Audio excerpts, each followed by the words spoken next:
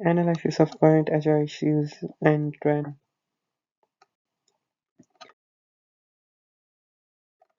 Hello everyone, my name is Vishwas Vesta. Welcome to my video analysis of the movie The Devil Wears Prada. In today's video, I will discuss two major HR themes that plays a huge role in the storyline: leadership style and work-life balance. These themes are central in the lives of the character and which help us understand some important concepts in human resource management. So let's just dive right in. Now, moving on towards that, let us start with the summary of the movie Devil Wears Prada. The Devil Wears Prada is the 2006 comedy drama adapted from the best-selling novel of the same title written by Lauren Weisberger. The story is about Andre Schatz, a fresh college graduate who gets to work for Miranda Priestley, an influencer and strong editor-in-chief at Runaway magazine. Andrea, less interested in fashion, strives to attain Miranda's high expectations against her personal life and relationship.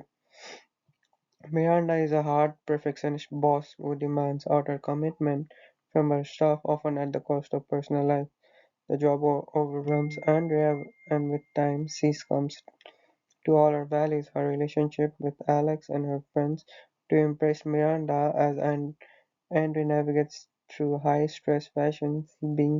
She begins to realize the cost of ambition and the importance of keeping a work-life balance. It encompasses the themes of ambition, sacrifice within career confines, leadership, and personal development. It is a film that concludes with the resignation of Andre from Runway to seek more personal valued work. It really shows the demand and how bad things may get from one to be in particular high power employment along with the need to create room for balance and authenticity with an individual's life.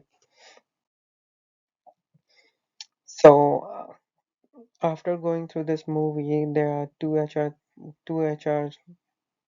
theme that I want to talk about. The first one is the leadership style.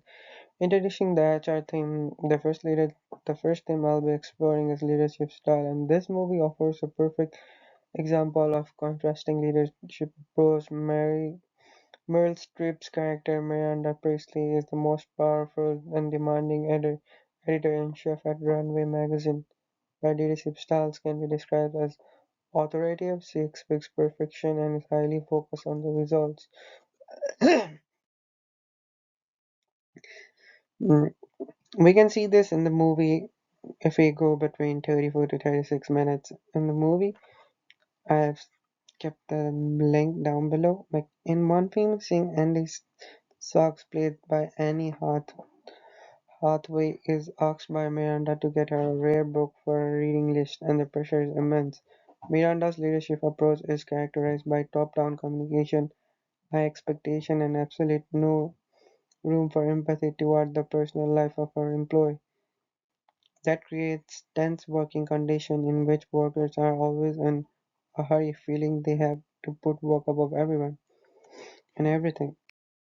Human resource theory. Like Miranda's leadership style is transitional leadership theory, where leaders focus on clearing tasks and structure rewards less punishment, while her method is effective in ensuring high productivity and achieving results. It creates a high stress result. It creates high stress environment. Transitional leader focuses on short term tasks and maintain controls by focusing on the completion of the specific goals, which you can clearly see with Miranda's management style.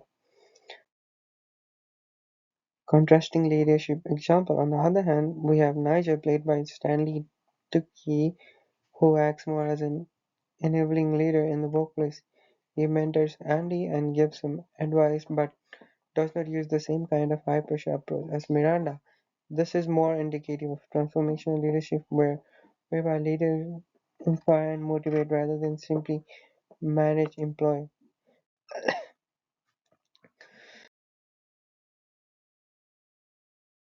Now moving on toward the second topic of my HR theme. The second theme which I'm going to discuss is work-life balance. In the Devil Wear Prada, Andy was a fresh graduate who chose to work at Runway magazine and had to make many sacrifices because of it. After some time, she loses touch with her personal life because her career becomes the only priority. Example from the movie, like the scene which closely related to the HR theme, as between like one hour to one and it's between 1 hour and 1 hour and 2 minutes timestamp.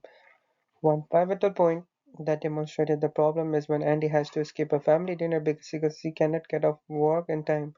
Her boss, Miranda, constantly wants more and more from her, and throughout the story, Andy becomes more and more consumed by the responsibility of a job, which made her hard to like balance the work and life. Andy becomes more and more consumed by the responsibility of a job. In one sad scene, Andy's boyfriend Alex breaks up with her because he's always working and never has time for their relationship. HR theory. Now moving on to the HR theory, work-life balance is essential for employee satisfaction. Even without that, the consequences may be in the form of burnout or emotional stress. And an imbalance between work and personal life leads to dissatisfaction and increased turnover rates. Andy's case at Runaway depicts that an imbalance in work and life has a negative effect on an employer health, relationship, and overall well-being of the employee. Reflection, meaning like what I learned through everything in this course and the movie, and also what Andy learned from this move. Andy finally realizes the need for work-life balance. She resigns from Runaway and starts working in a different field that suits her values more. That is a good example of how HR practices around work-life balance lead to healthier and happier employees who are likely to be more engaged in their work over the long run. Reflection and connection to the real world, human resource management. Relating the themes to life, both these HR themes have direct real life implications for human resource management. For example, within contemporary organization, encouragement of a balance between more transactional and transformational styles of leadership is of job. Employees in today's world want leaders who inspire and motivate, yet show them what to do and explain what they are expected to do. Personal reflection. Having watched The Devil Wear Prada, I realize how one has to balance high expectations with empathy and leadership. I also understand the essence of having a balance in work-life balance within an organization. As I progress in my career, I will always try and strive to work for an organization that realizes the impact of both leadership that helps an individual grow and flexibility that will permit a good personal life as well. Now, moving on to the closing scene conclusion. Finally, The Devil Wear Prada really gave a good insight into how leadership styles and work-life balance affect the work environment of today. From Miranda, Andy, and Nigel, we could see both the pros and cons of transactional and transformational leadership, respectively, and also how the life of an employee might be affected. If one fails to balance his work and personal life, thank might be affected if one fails to balance his work and personal life. Thank you for watching, and I hope this analysis was helpful for you. Please like and subscribe for more video credits and refreshing.